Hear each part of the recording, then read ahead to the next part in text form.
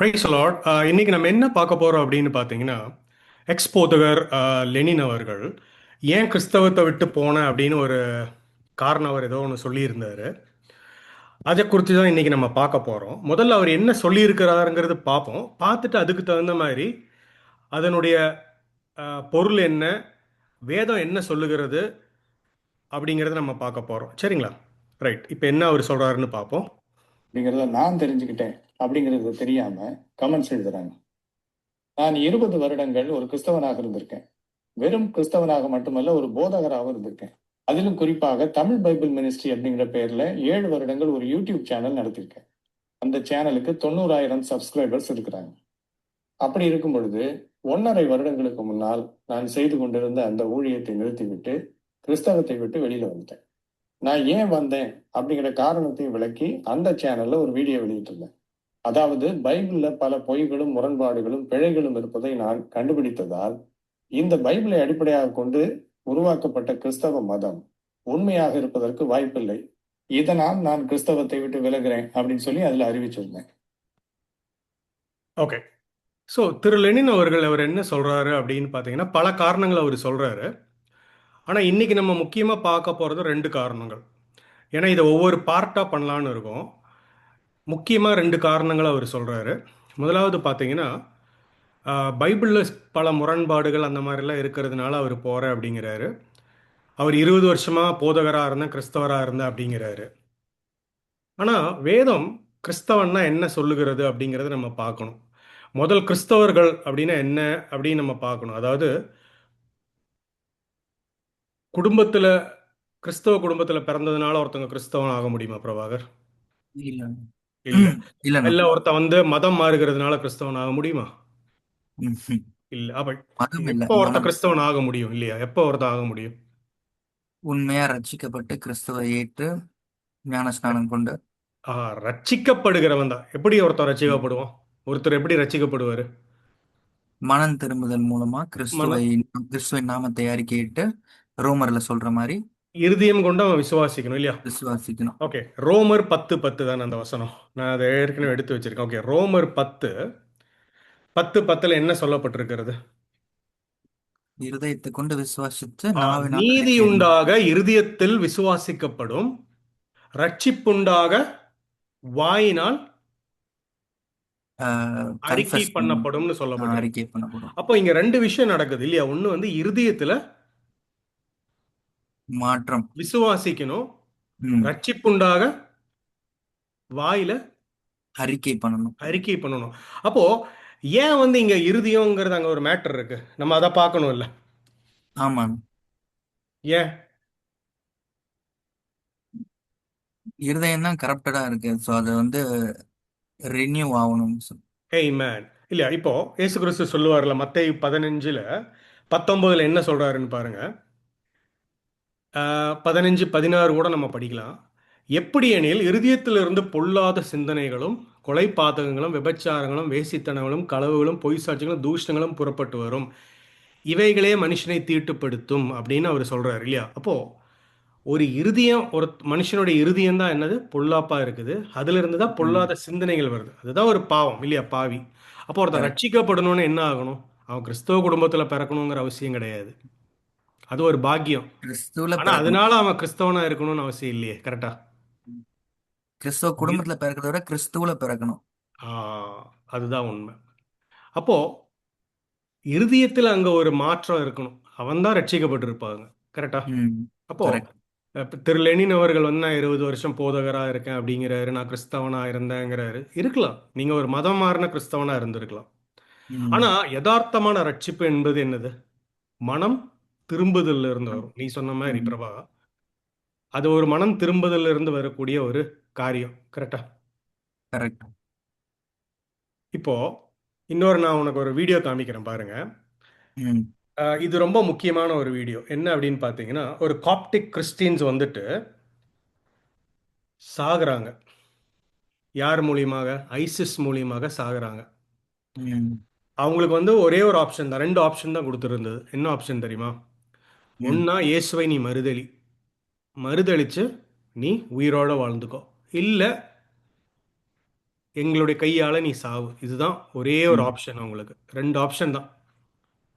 Okay. ஆனா அவங்க எல்லாருமே இயேசுவுக்காக என்ன ஆனாங்க? மரித்தாங்க. இப்ப பாருங்க, இந்த வீடியோல மார்டைர்ஸ். பாருங்க பிரபாகர். ம். சரி. Libya. She first learned of his murder when she saw this now infamous video on local television. We were very sad for the first 2 days, but we hadn't seen the video. When we saw them in the video calling to Jesus, we were very comforted. And that's why Miriam and other families say they are now joyful, not sad. But Bawi al-Ham's brother Samuel was among those killed. We were always praying that God would make them steadfast in their faith. We were very happy with what they said on the video, Jesus Christ, have mercy on us. When we found out they had been killed for being Christian, we were very comforted because these were God's children. And Amen. See, இவங்க என்ன சொல்றாங்கன்னு கவனிச்சே நீங்க? ம். அவங்க இறந்தது நாங்க டிவியில பார்த்தோம். ம். இயேசுவை மறுதலிக்காம இயேசுனுடைய நாமத்தை உச்சரித்து மரித்தார்கள். நாங்க ரொம்ப ம். சந்தோஷப்படுகிறோம். எங்களுடைய இருதயம் பூரி ஆகுது, சந்தோஷப்படுறோம் அப்படிங்கிறாங்க. இல்லையா, ஒரு Amen. காசு இருக்குது மரணத்துல. சாகிறவங்களுடைய இருதயத்தையும் நீ பார்த்தன்னா, அல்லது சாகிறவங்களுடைய முகத்தை நீ பார்த்திருக்கியா? அதுல ஒரு மரண சந்தோஷம். பயம் தெரியல. ம். ஒரு சாதாரண ஒரு மனிதனுக்கு இருக்கக்கூடிய ஒரு சாதாரண பயம் தானே தவிர்த்து, ஆமா. மரித்து என்னுடைய ஆத்மா எங்க போகுங்கிற பயம் அங்க நீ பாத்தியா? இல்ல. இல்ல. ம். ஏன்னா நான் என்ன நினைக்கிறேன்னா, அவங்க உண்மையான ஒரு ரட்சிப்பு அவங்களுக்குள்ள இருந்ததுனால தான் என்ன பண்ணாங்க? இயேசுவை கிறிஸ்துவ மறுதலிக்கல. மறுதலிக்காம மரித்தாங்க. இப்ப பொதுவா ம். ஒருத்தனுடைய ரட்சிப்புங்கிறது என்ன சொல்லுது? லூக் லூக் 24ஆம் அதிகாரத்துல என்ன சொல்லுது? ஒருவன் இருதயம் கொண்டு விசுவாசித்த. வாய் கொண்டு அறிக்கை எடுக்கிறது இதுல சொல்லப்பட்டிருக்கிறது. இதுல ம். ரோமன்ல. ஆனா லூக் 24ஆம் அதிகாரத்துல அங்க என்ன சொல்லப்பட்டிருக்கு அப்படின்னு நம்ம பார்த்தோம்னா, 47வது வசனத்துல ஒருத்தன் சுவிசேஷங்கிறது என்னவாமா? மனம் திரும்புதல், பாவ மன்னிப்பின் நிச்சயம், இல்லையா? நிச்சயம். ம். Look correct. 47வது வசனம் என்ன சொல்லுதுன்னு பாருங்க. ம். இயேசு கரெக்ட். கிறிஸ்துவே நமக்கு அதுதான் சொல்லி தருவார், ஏசப்பாவே. ம். கரெக்ட். அன்றியும் மனம் திரும்புதலும் பாவம் மன்னிப்பு பாவ நிச்சயம். மன்னிப்பின் மாவு ம். மன்னிப்பும் எருசலேம் தொடங்கி தொடங்கி. சகல ம். கோத்திரத்தாருக்கும் அவருடைய நாமத்தில் பிரசங்கிக்கப்படவும் வேண்டியது. நீங்கள் இவைகளுக்கு சாட்சிகளாக இருக்கிறீர்கள். அப்போ ம். சுவிசேஷம் அதுதான். அதை கேட்டு ரட்சிக்கப்படுவான். எப்படி ரட்சிக்கப்படுவான்? மனம் திரும்புவான். ஃபர்ஸ்ட் பாவத்திலிருந்து ம். தன்னை அறிக்கையிட்டு இயேசுவை சொந்த ரட்சகராக ஏற்றுக்கொண்டு பாவ மன்னிப்பு நிச்சயத்தை அவன் பெறுகிறான். அவனுக்குள்ள என்ன இருக்கும் பிரபாகர்? உள்ள The என்ன joy இருக்கும்? of the spirit. எஸ், ம். சந்தோஷம் இருக்கும். அவனால மறுதலிக்க முடியாது இயேசுவை. ஒரு ம். சில காரணங்களுக்காக. அதாவது எனக்கு புரியல, நான் ஒரு விதமான கன்ஃபியூஷன்ல இருந்த, முரண்பாடை பார்த்தேன்னு. முரண்பாடு இல்லாத வாழ்க்கை உலகத்துல கிடையாது. ஆனா நம்ம ம். தாழ்மையா இருக்கும் பொழுது ஆண்டவர் நமக்கு அதை வெளிப்படுத்தி கொடுப்பாரு. அதை நாம் கொஞ்சம் கொஞ்சமா போக போக நம்ம அதை புரிஞ்சுக்குவோம், இல்லையா? ம். இதுதான் கிறிஸ்தவ வாழ்க்கைங்கிறத நான் பார்க்கிறேன். இது ஒரு ஜாய், கரெக்ட். சந்தோஷம். நீ என்ன சொல்ல வர? ரட்சிப்பு. அதுதான் நான் ஜாய் ஜாய் இந்த ஹோலி ஸ்பிரிட். அவங்களுக்கு இன்னைக்கு பவுல் சொல்றது போல, மரித்தாலும் நான் கிறிஸ்துவோட தான் இருப்பேன், நான் உயிரோட இருந்தாலும் கிறிஸ்துவ அறிக்கைட்டு தான் வாழ்றேன், நான் உயிரோட இருக்கிறது உங்களுக்கு நலமா இருக்கும்ன்றதுக்காக அவர் சொல்லுவாரு.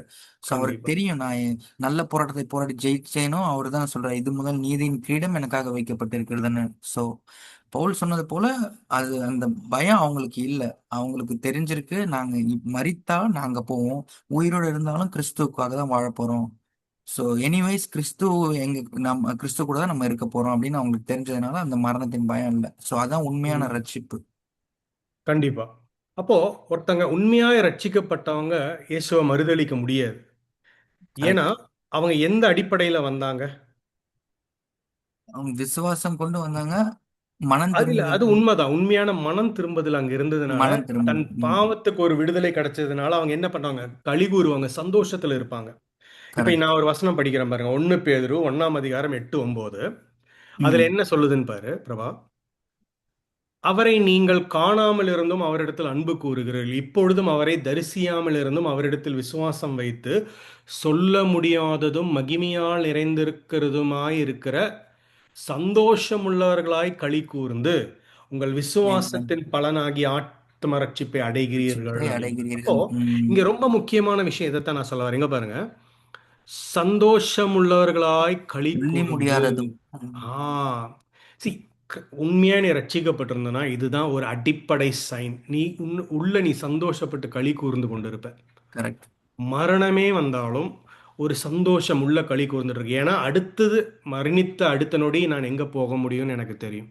ஏன்னா நீ இப்ப அதுதான் ஒரு சொன்ன மாதிரி எவிடன்ஸ். அப்போஸ்தலனாகிய பவுல் சொன்ன மாதிரி மரித்து நான் இயேசுவோடு கூட இருப்பேன். ஸோ அதுதான் ஒரு சந்தோஷம், ஒரு ஜாய். கரெக்ட். ரட்சிக்கப்படாதவங்களுக்கு மரணம் ஒரு பயமா இருக்கும்.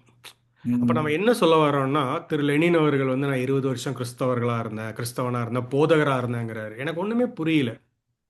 ஒரு மதத்தின் போதகரா நீங்க இருந்திருக்கலாம். ஆனா உங்களுக்கு உண்மையிலே அடிப்படை ரட்சிப்பு இருந்ததா? அவருடைய உபதேசம் நான் ஏற்கனவே கேட்டிருக்கேன். Just believe அப்படிங்குவாரு.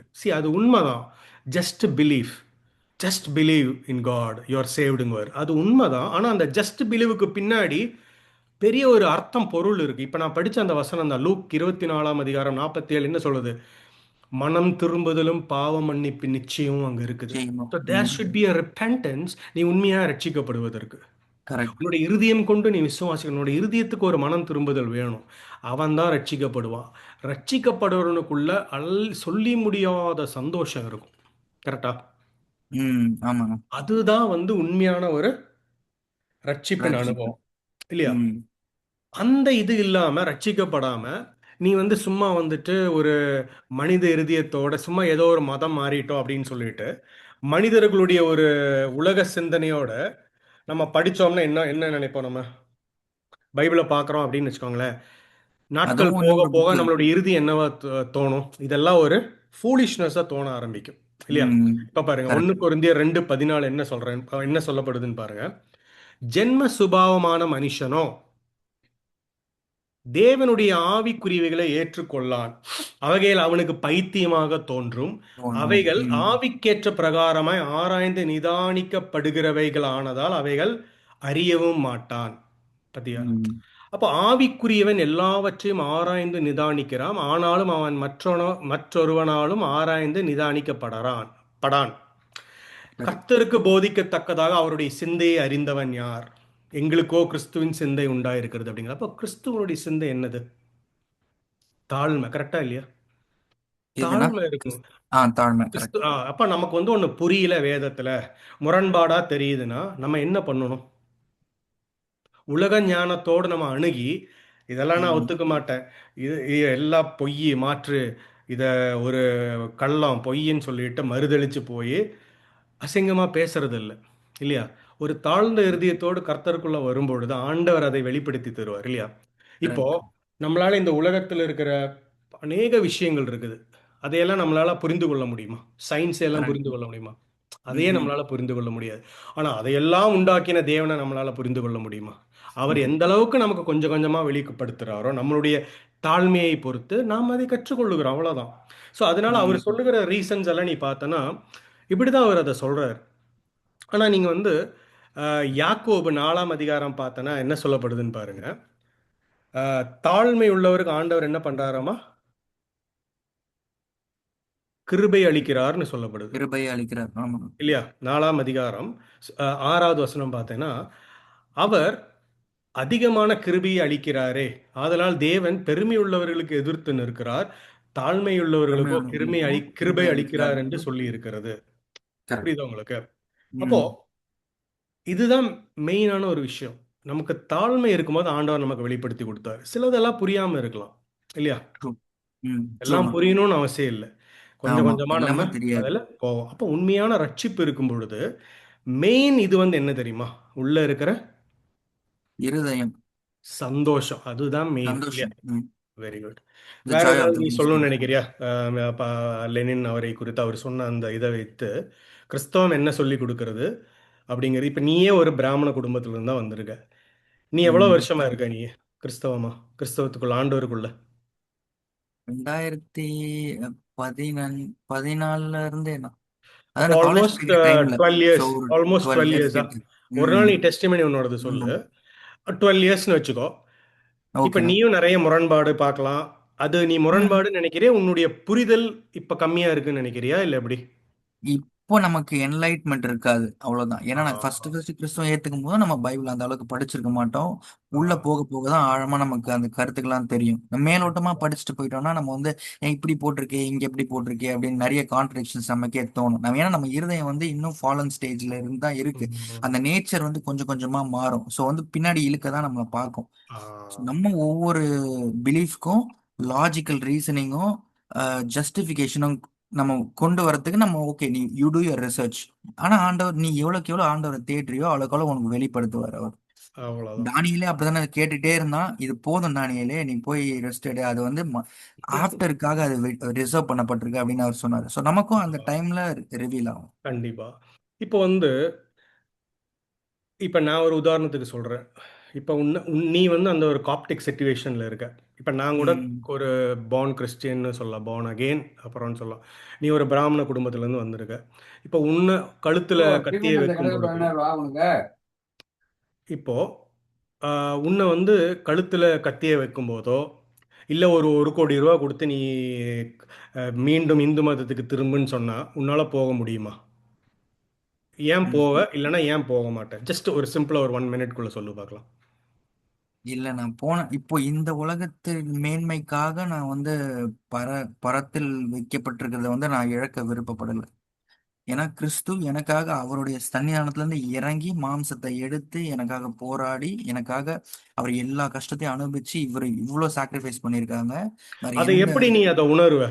இதெல்லாம் நீ வந்து ஒரு தியரிட்டிக்கலா சொல்லலாம். பட் என்ன ஆஹ் உனக்கு ப்ரூஃப் இருக்கு உன்னோட லைஃப்ல இதெல்லாம் என்னோட உண்மை? லைஃப்ல மாற்றம் இருக்குண்ணா. ஏன்னா நம்ம வந்து எவ்வளவுதான் முயற்சி பண்ணாலும் நம்ம விழுகையை சந்திப்போம். ஒவ்வொருத்தவங்களுக்கும் ஒரு ஒரு ஒரு ஒரு பிலீஃப் இருக்கும் இப்படி வரணும்னு. பட் கிறிஸ்து ஏற்றுக்கொண்டதுல இருந்து நம்மளுடைய மாற்றம் தெரியும். நம்மளுடைய பிசிக்கல் சேஞ்சை விட அவுட்வர்ட் எக்ஸ்பீரியன்ஸை விட இன்வர்டா ஒரு சேஞ்ச் வந்துகிட்டே இருக்கும். இப்ப நான் ரொம்ப கோவப்பட்டுட்டு இருந்தேன், இப்ப கொஞ்சம் கோவம் குறைஞ்சிருச்சு கொஞ்சம் கொஞ்சமா. இப்ப ரொம்ப கெட்ட வார்த்தைகள் பேசிட்டு இருந்தேன், இப்ப கொஞ்சம் குறைஞ்சிருச்சு. நம்மளுடைய நம்மளுடைய நம்முடைய லைஃப்ல இருக்க சேஞ்ச் ஒவ்வொன்றும் எவிடென்ட்டா இருக்கிறதுக்கு இது எதுக்குன்னா எப்படி அது வந்தது உனக்கு? கிறிஸ்துவை ஏற்றுக்கொண்டு அந்த ஹோலி ஸ்பிரிட்டோட நம்ம எப்போ ஐக்கியமா இருக்கிறோமோ அப்போ நமக்கு கொஞ்சம் கொஞ்சமா மனம் மாறுது. அந்த உணர்தல் வரும்பொழுது ஆமா, அந்த ஏன்னா அந்த கேரக்டர் வந்து மாற ஆரம்பிக்கிறான் கொஞ்சம் கொஞ்சமா. மாறுது. இல்லையா? அதுதான் கிறிஸ்துவ மத்தையில லைஃப். ஆமாண்ணா, உனக்குள்ள மத்தையில அநேக சொல்லிருக்கீங்களா? தோல்விகள் வந்தாலும் உன்னுடைய ம். இருதயத்துல என்ன இருக்கும்? பல தடவை எங்கிட்டயும் நீ சொல்லியிருக்க. என்ன அந்த இருக்கும்? ஆவியின் அச்சாரம் எப்பவுமே இருக்கும், அந்த கேரண்டி ஆஃப் த ஹோலி அதெல்லாம் ஸ்பிரிட். இருக்கட்டும். அதெல்லாம் வந்து கரெக்ட். வசனத்தினுடைய இதை நீ சொல்லிட்டு இருக்க. ப்ராக்டிக்கலா சொல்லு. உனக்கு என்ன இருக்கும்? சந்தோஷமான ஜாய் ஆஃப் த ஹோலி அவ்வளவுதான். ஸ்பிரிட். இல்ல ஆ. அதைத்தான் நான் உங்ககிட்ட கேட்கிறேன். என்னன்னு கேட்கிறேன். ம். கரெக்ட். கரெக்ட் தானே? அதுதானே கரெக்ட். பேசிக் இல்லையா? பல தடவை ம். சொல்லியிருக்கு. இவ்வளவோ பிரச்சனைகள்ல ட்ரூ. போயிருந்தாலும் அந்த சந்தோஷம் இருக்குல்ல, அதுதான் ஒரு அச்சாரம் நமக்கு இல்லையா? ஆமா, காட் இஸ் இப்ப இன் நம்ம கண்ட்ரோல் வந்து எவ்ரி. வார்த்தைகளை சொல்லலாம், அச்சாரமா இருக்கிறோம். இதெல்லாம் வந்து பைபிள்ல சொல்ல இது. அது யாரு பைபிள் காலேஜ்ல படிச்சவங்க கூட சொல்லலாம். நான் போதகரா இருந்தேன் 50 வருஷம் சொல்றவங்களும் சொல்லலாம். ஆனா பிராக்டிக்கல் லைஃப்ல அந்த இருதயத்துல இருக்கிற அந்த சந்தோஷம். சந்தோஷ். Okay, okay, right. இப்போ இதை விட்டுட்டு அடுத்ததுக்கு நம்ம வருவோம். என்னன்னா, ஓகே. அடுத்ததும் திரு லெனின் அவர்கள் ஒன்று சொல்லியிருக்காரு. என்ன அப்படின்னு பார்த்தீங்கன்னா, இது ரொம்ப வேடிக்கையா இருக்குது. ஜோக்காவும் இருக்கு. ஜஸ்ட் இதை கவனி. நம்ம அதுக்கப்புறம் அதை டிஸ்கஸ் பண்ணுவோம். சில காரணங்களை சொல்லிடலாம் வீடியோவில்.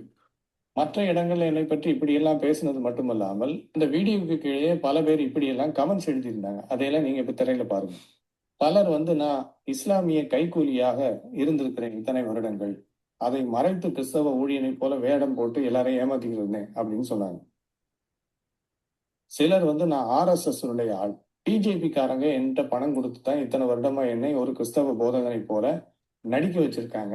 இப்ப அவர் முழுமையாக கிறிஸ்தவத்தை விட்டு வெளியில போறேன்னு சொல்லிட்டு நிறைய பேர் அவரை பின்பற்றி வந்த கிறிஸ்தவர்களை வெளியில கொண்டு போறதுக்கு பாக்குறாரு அப்படின்னு குற்றச்சாட்டு வச்சாங்க. இது தவிர வேறு பல கிறிஸ்தவர்கள் எனக்கு சாபம் கொடுத்திருந்தாங்க, நான் சாகணும், நான் நாசமா போகணும் அப்படின்னு. ஒருத்தர் எழுதியிருக்கிறார் பாருங்க, எனக்கு கேன்சர் வந்து நான் அவதிப்பட்டு சாகணும் அப்படின்னு. இன்னொருத்தர் எனக்கு ஹார்ட் அட்டாக் வரும்னு எழுதியிருக்காரு. வேற சில பேர் சரி, இது வந்து நம்ம வருத்தப்பட வேண்டிய விஷயம் இல்லையா? அப்போ கரெக்ட். ஆனா இவங்கெல்லாம் தங்களை கிறிஸ்தவர்கள் அப்படின்னு சொல்லிக்கிறாங்க. சரி, ம். நான் ஃபர்ஸ்ட் உங்ககிட்ட ஒரு கேள்வி கேட்டேன். கிறிஸ்தவ குடும்பத்துல பிறந்ததுனாலயோ நீ மதம் மாறினதுனாலயோ ஏதோ ஒரு காரணத்துக்காக ஒரு அடையாளத்தை அடையாளத்தை பார்த்துட்டேங்கிறதுக்காக நீ கிறிஸ்தவன் ஆக முடியாது. அது கரெக்ட். உன்னுடைய கேரக்டர்ல வெளிப்படும். அது உன்னுடைய இருதயத்தினுடைய சந்தோஷத்துல வெளிப்படும். இப்ப பாருங்க, இத்தனை பேர் என்னென்ன பேசியிருக்காங்க பாருங்க. நாசமா போவ. எனக்கு இது புரியல. பைபிள் என்ன சொல்லப்படுகிறது? You are a new creation. பழையவைகள் True. ஒளிந்து போயின அப்படின்னு ஒளிந்து பைபிள் போயின. சொல்லப்பட்டிருக்கு இல்லையா? ஆனா இதெல்லாம் பேசும்பொழுது இது என்ன கிறிஸ்தவர்கள் நீ நினைக்கிறியா? இல்லைண்ணா, கண்டம் ரட்சிப்பின் பண்ணக்கூடாது. அனுபவமே அவங்களுக்கு கிடையாது. அதுதானே உண்மை. கரெக்ட். எப்படி ஒருத்தங்க இப்படி பேச முடியும்? சபிக்க முடியும், சாபம் கொடுக்க முடியும். 100% தவறு கரெக்டா? தான். அப்போ இவங்களும் என்ன உண்மையிலே ரட்சிக்கப்படலைங்கிறத யதார்த்தமான உண்மை. இந்த கமெண்ட் அடிச்சவங்க எல்லாம், நியாய தீர்ப்பு செய்யறவங்க, கேவலமா பேசுறவங்க எல்லாம் என்ன அப்படின்னு கேட்டோம்னா, இவங்கெல்லாம் வந்து இன்னும் ரட்சிப்பின் அனுபவத்துக்குள்ளேயே அவங்க வரல. வரல. அதுதான் உண்மை. ஆமாண்ணா. இப்போ லூக் 15ஆம் அதிகாரம் நீ பார்த்தனா, இயேசு கிறிஸ்து அங்க என்ன பண்றாரு? அதாவது அவருடைய மந்தையில வந்து என்ன இருக்குதாமா, பல ஆடுகள் இருந்தாலும் ம். ஒரு ஆடு என்ன ஆச்சாமா, காணா போயிடுச்சு. காணாம போயிடுச்சு. அவர் என்ன பண்ணாரு? அவரு 99 விட்டு திரும்ப சி, போயிட்டு தேடிட்டு உங்களில் வராரு. ஒரு மனுஷன் 100 ஆடுகளை உடையவனாயிருந்து இல்லையா, அவைகளில் ஒன்று காணாமற் போனால் 99 ஆடுகளையும் வனாந்தரத்தில் விட்டு காணாமற் போன ஆட்டை கண்டுபிடிக்கவும் தேடித் திரியானோ? கண்டுபிடித்த ம். பின்பு அவன் சந்தோஷத்தோடு அதை தன் தோளின் மேல் போட்டுக்கொண்டு வீட்டுக்கு கரெக்ட். வந்து சிநேகிதரையும் அயலகத்தாரையும் கூட வரவழைத்து, காணாமற் போன என் ஆட்டை கண்டுபிடித்தேன், என்னோடு கூட சந்தோஷப்படுங்கள் என்பான் அல்லவா? அதுபோல் மனம் திரும்ப அவசியமில்லாத 99 நீதிமான்களை குறித்து சந்தோஷம் உடைகிறதை பார்க்கிலும் மனம் திரும்புகிற ஒரே பாவியின் நிமித்தம் பரலோகத்தில் மிகுந்த சந்தோஷம் உண்டாயிருக்கிறது என்று உங்களுக்கு சொல்லுகிறேன் அப்படிங்கிறார் ஆண்டவர். அப்போ இதுதான் இயேசு கிறிஸ்துவனுடைய ஒரு இருதயமா இருக்குது. அவரை ம். பின்பற்றுகிற கிறிஸ்தவர்கள், அதாவது உண்மையாய் ரட்சிக்கப்பட்டவர்கள், இதுதான் அவங்களுடைய நேச்சரா இருக்கும் இல்லையா? அப்போ இவர் இப்போ ஒருத்தங்க வந்து வெளியே போயிட்டாங்கன்னா, இவங்க என்ன பண்றாங்கன்னா, அவங்கள கண்டம் பண்ணி அவங்களே ம். ஒரு இருள்ல ஒரு குழிய நோக்கி போயிட்டு இருந்தாங்க. இவங்க என்ன பண்ணாங்கன்னா, ஓடி போய் எல்லாரும் சேர்ந்து அவங்கள தள்ளி விட்டுட்டு தான் இங்க வர்றாங்க. ம். யாரும் கரெக்ட். அவங்கள கொண்டு வந்து திருப்பி இங்க கொண்டு வந்து சேர்க்கணுங்கிறது அந்த சிந்தையில இருக்க மாட்டேங்குது. நான் உனக்கு ஒரு வசனம் சொல்றேன் பாருங்க. ம். கலாத்தியர் 6ஆம் அதிகாரம் நம்ம படிக்கும்போது தெரியும். அதுல ரொம்ப அழகா சொல்லப்பட்டிருக்கும். அதுக்கப்புறம் நீங்க என்ன நினைக்கிறீங்கிறத எனக்கு சொல்லுங்க. கலாத்தியர் 6ஆம் அதிகாரத்துல பார்த்தீங்கன்னா, அங்க என்ன சொல்லப்பட்டிருக்குன்னு பாருங்க. சகோதரரே, ஒருவன் யாதொரு குற்றத்தில் அகப்பட்டால், ஆ, ஆவிக்குரியவர்களாகிய நீங்கள் சாந்தமுள்ள ஆவியோடே அப்படிப்பட்டவனை சீர்பொருந்த பண்ணுங்கள், நீயும் சோதிக்கப்படாதபடிக்கு உன்னை குறித்து எச்சரிக்கையாயிரு. அப்போ இங்க என்ன சொல்லப்படுதுன்னா, ஆவிக்குரியவர்களாகிய நீங்கள் சாந்தமுள்ள ஆவியோடன்னு சொல்லப்பட்டிருக்கு. வித் ஜென்டில் ஸ்பிரிட்ல தான். புரியுதா?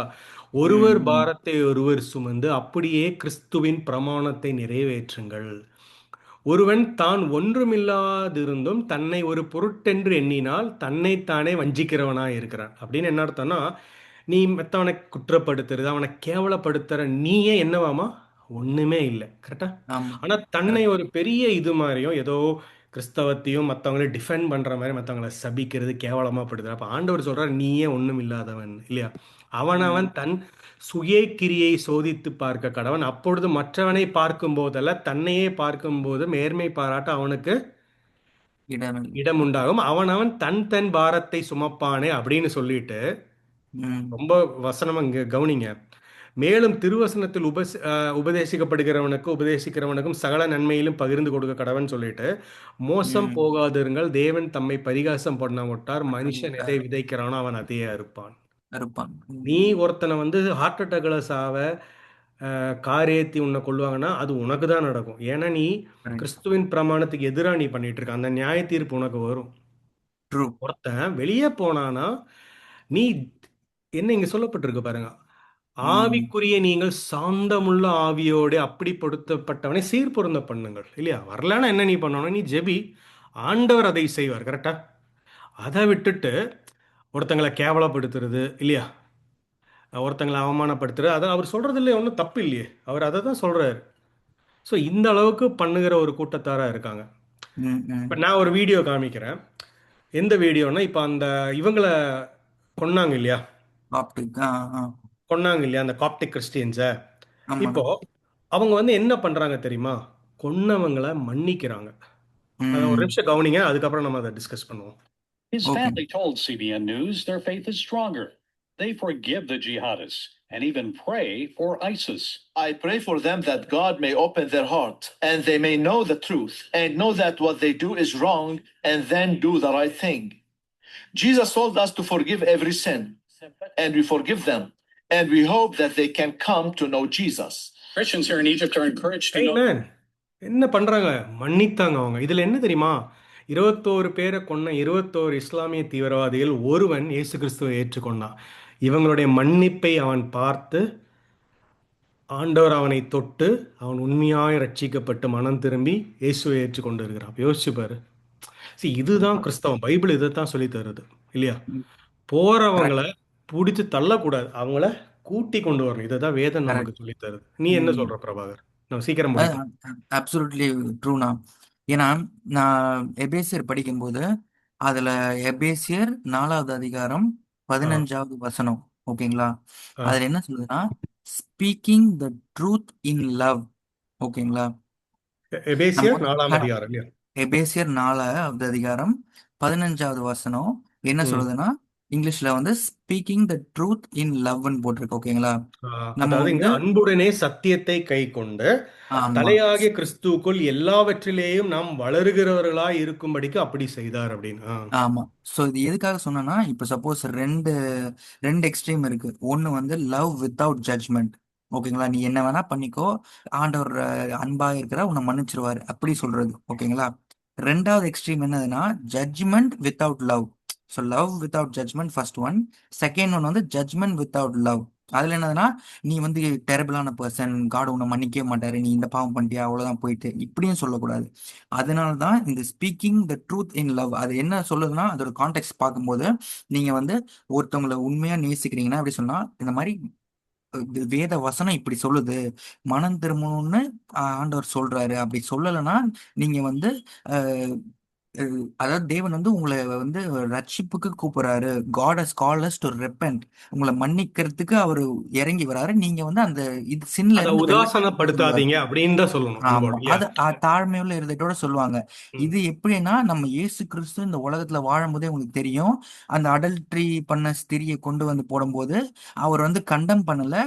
எங்க உன்னை கண்டம் பண்ண வந்தவங்களான்னு கேட்கும்போது எல்லாரும் போயிட்டாங்கன்னு சொல்லும்போது, நானும் உன்னை கண்டம் பண்ணல, இனிமேட்டு இந்த பாவத்தை விட்டு விலகி இருந்தா சொல்லுவாரு. ஸோ அதே மாதிரி தான் நம்மளும் சொல்லணும். யாராச்சும் ஒருத்தவங்க தவறு பண்ணாங்கன்னா, நீ இப்படி பண்ணக்கூடாது, தேவன் வந்து பட்சிக்கிற அக்னியா இருக்காரு, நீ மனம் திரும்பி அவர்கிட்ட வந்துடு, அப்ப உனக்கு ரட்சிப்பு கிடைக்கும் அப்படின்னோம்னா தாழ்மையோட சொல்லணும். லெனின் அவர்களுக்கும் அதுதான், மத்த எந்த விழுந்து போன பாஸ்டர்ஸ் யாரா இருந்தாலும் அவங்களுக்கும் இதே ரூல் தான் அப்ளை ஆகும். Okay, very good Prabha. நம்ம டிஸ்கஸ் பண்ணுவோம் நெக்ஸ்ட், ஒவ்வொரு பார்ட்டில் பண்ணுவோம். ஏன்னா அவரோட வீடியோலேயே நிறைய பேச வேண்டியது இருக்குது. பட் இன்னைக்கு டைம் பொருந்தி நம்ம வந்து 2 மேட்டரை கையில் எடுத்திருக்கோம். இதோட நம்ம இப்போ நிறுத்திக்குவோம். காட் இஸ் குட், இல்லையா? நம்ம Yes, பண்ண sir. வேண்டியது என்ன? ஜெபிக்கலாம். ஆண்டவர் அதை செய்வார். Correct. ஆண்டவருக்கு மகிமை உண்டாவதாக. ஓகே, ஆமேன். தேங்க்யூ. Amen. Thanks.